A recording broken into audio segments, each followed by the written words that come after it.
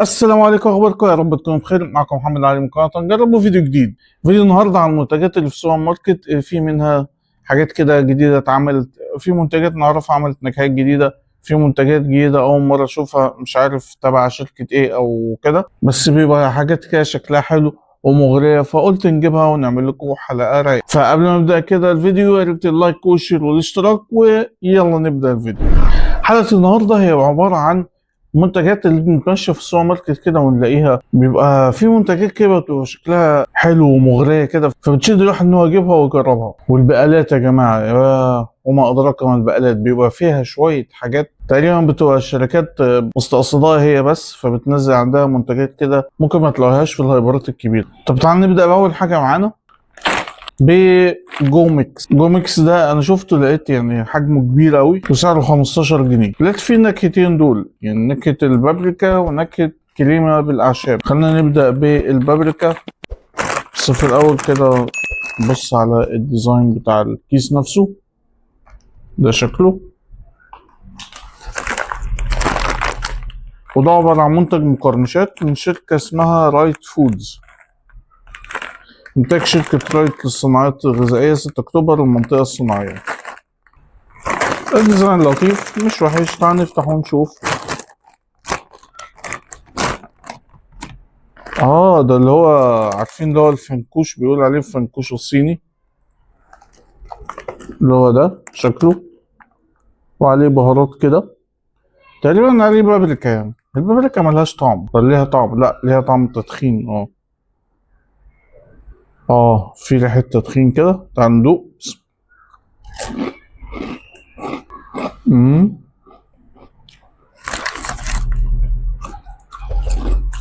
والله منتج لطيف وطعمه حلو. طب تعال نشوف الطعم التاني، اللي هو كريمة بالأعشاب، سوار كريم. برضه نفس اللي هو الفنكوش ده، بس هنا زي ما يكون عليه أعشاب وتوابل. تعال ندوق.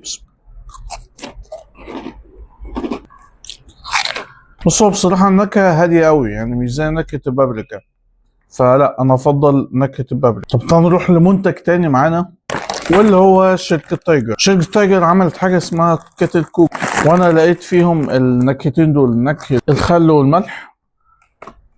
بس الديزاين يا جماعة يعني، بصوا لي كده على الديزاين.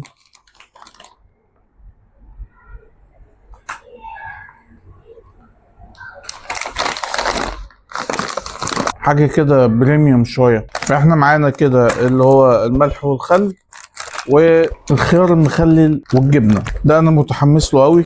وهنا معانا تايجر اكسلنس، ده قديم شويه بس انا ما كنتش جربته، اللي هو بالبارميجان ترافل. ده شكله. انا كان عندي فضول اعرف اللي بالترافل ده هيبقى عامل ازاي. الترافل ده اللي انا اعرفه ان هو حاجه اعشاب كده، اللي هو ده شكله زي ما انتم شايفين كده في الصوره. ده حاجه اعشاب غاليه جدا ونادره، ولما بيدخل في اي تركيبه اي منتج او اي اكل بيعلي سعره قوي، فازاي حاطينه في شيبس؟ ده اللي هنشوفه مع بعض. خلينا نبدأ كده بأول حاجة، واللي هي البيزك، اللي هو ملح وخل. سعر الكيس من دول 20 جنيه.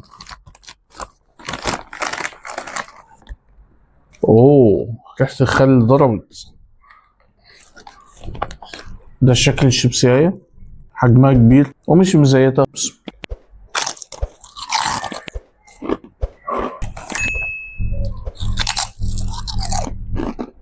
طيب هو ده طعم عادي، طعم الخل وملح عادي خالص. أنا بقى متحمس للاتنين دول، فنبدأ بإيه؟ خلينا نبدأ بالخيار المخلل. ده بنكهة الخيار المخلل والجبنة البيضاء، وطعم مخلل شبت وجبنة بيضاء، الممثل للطبيعي. ايه ده، ومخلل شبت ولا خيار مخلل؟ ما هي رسمة الخيار دي يا جماعة؟ يعني المفروض ان دي رسمة خيار مخلل.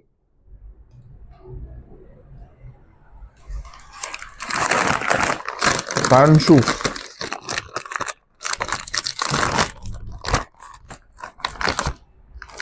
ريحته كده ريحة حاجة جاية على بالي بس مش حاضرة دلوقتي. تعال نشوف، يمكن الطعم يفكرنا.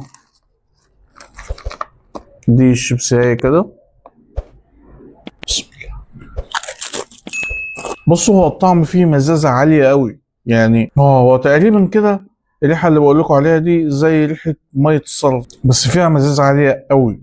طب تعال نشوف اللي انا متحمس له جدا ومستني منه، يعني او مش مستني منه، مستني اعرف هو هيعملوها ازاي دي، واللي هو بالبارميجان ترافل او ترافل. ده شكل الكيس.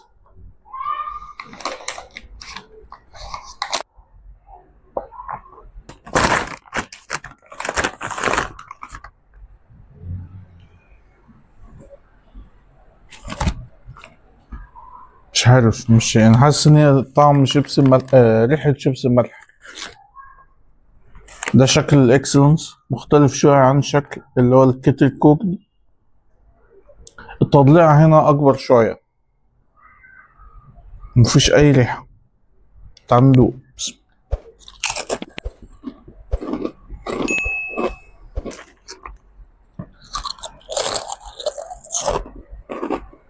بس هو انا مش حاسس باي فرق، مش حاسس بطعم مختلف او حاجه غريبه او طعم غريب، فلا ما عجبنيش. فانا بصراحه في الثلاثه دول يعني شايف ان ده يعني هو اكتر واحد طبيعي جدا، خل وملح طبيعي. ده مزز جدا، ده ما فيش يعني اقل من التوقعات بكتير قوي. طيب تيجي نحلي. يلا نحلي. دايما البقالات كده الصغيره بتلاقوا فيها حاجات كده ايه، بتنزلش تقريبا في الهايبرات الكبيرة، أو بتبقى حاجات مخصوصة، أو بتبقى تجربة يمكن بيجربوا فيهم، الله أعلم. فبتلاقوا كده حاجات كده مستخبية كده، بس ممكن تطلع منها حاجة كبيرة. فأنا لقيت المنتج ده وقلت نجربه. ودي حاجة اسمها محشو توست، ستاف توست. شركة اسمها هام نام، أو هو منتج اسمه هام نام. وده انتاج شركة شين دا للصناعات الغذائية. ايه ده؟ منطقة 6 مليون الصناعية العاشر من رمضان. ده صيني ده ولا ايه؟ ايه شين دا دي؟ مش عارف، هنشوف مع بعض. بس انا كنت فاكر كده من سنتين ثلاثة كان في منتج ظهر حاجة كده برضه توست زي كده وبس حادق، وكان تقريبا هو بالجبنة بس، وكان حلو قوي، بس تقريبا ما قدرش يعني ايه يقاوم ما بين دومتي وبرانش ومولتو والحاجات دي، فقعد شوية كده واختفى. فانا لقيت ده كده، بصوا شكله.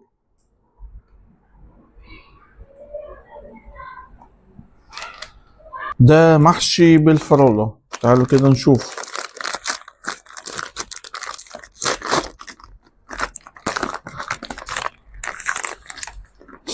اوه، ريحة الفراولة ضربت على طول. ده 3 طبقات توست زي ما انتم شايفين كده.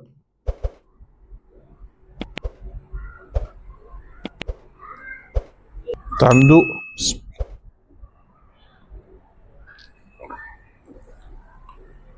هو توست عادي جدا، ودي كمية المربى بين الطبقات. لا، الطعم صناعي جدا، يعني الريحة بتاعته أقوى منه.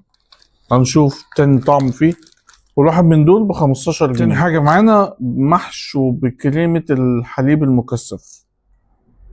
ده شكله.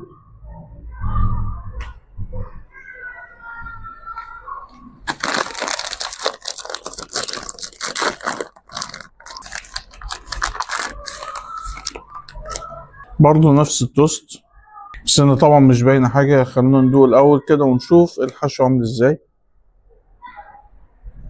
هو فيه طعم كريمه، بس الطعم ضعيف شويه او خفيف قوي يعني. طيب تعالوا نشوف الشوكولاته. ده محشي شوكولاته.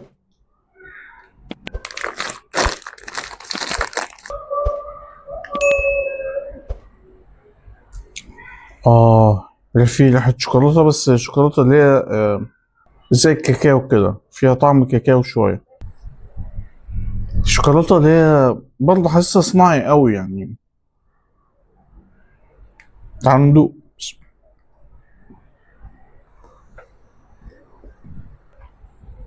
يعني دي كمية الشوكولاتة اللي جوه مش أحسن حاجة، لأ. طعم كاكاو هو اللي طاغي قوي.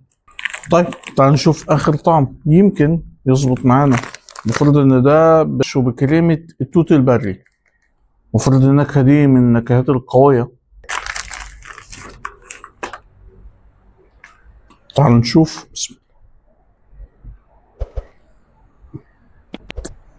هنا الطعم ضعيف قوي. دول بالظبط حاجة يعني توست ومحطوط له صوص، مش نكهة مربى او حاجة، لا يعني دي الصوصات محطوطة مش مربى. انا كنت متوقع ان هي مربى او حاجة. فاللي عايز يجرب ممكن يجرب احسن حاجة اللي هو محشي بكريمة الحليب المكثف. طيب اخر حاجة بقى نبلع، ومعانا المشروب اكس، ولقيت منه 3 نكهات. دول عجبني شكله بصراحة.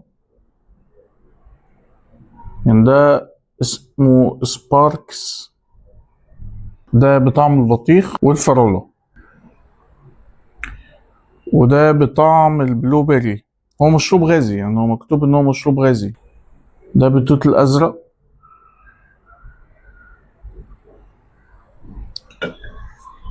وده بالليمون والنعناع. وتقريبا الواحد سعره 15 جنيه، وهو حجمه 300 ملي. فتعالوا نشوف كده، بس قبل ما نجرب تعالوا نشوف هو تابع شركة ايه. وتم التعبئة بواسطة شركة بيوريس للصناعات الغذائية. طب تعالوا نبدأ بأول حاجة واللي هي الليمون نعناع. اختبار بتاعنا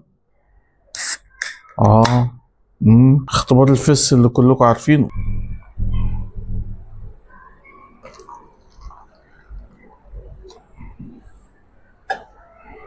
ولونه مش اخضر قوي، يعني المفروض بيبقى الحاجات دي بيبقى لونها اخضر شويتين عشان ليمون ونعناع، بس هنا يعني اللون فاتح شوية.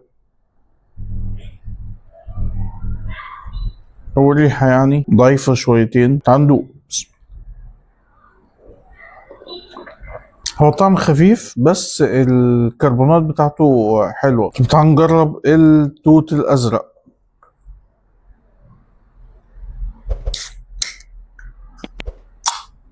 الريحة ضربت ايه على طول. ريحة التوت الأزرق معروفة، يعني ريحة دواء على طول يعني. اوعى اللون، اوعى اللون، واو اللون تحفة، اللون فعلا ولا غلطة. والريحة هو التوت الأزرق ريحة الدواء. تعال نشوف الطعم. ده فعلا الطعم اللي احنا متعودين عليه للتوت الأزرق، اللي بيحبه طبعا. حلو ده. طيب تعال نروح للبطيخ والفراولة، وده آخر حاجة معانا، فإن شاء الله تبقى ختامها مسك.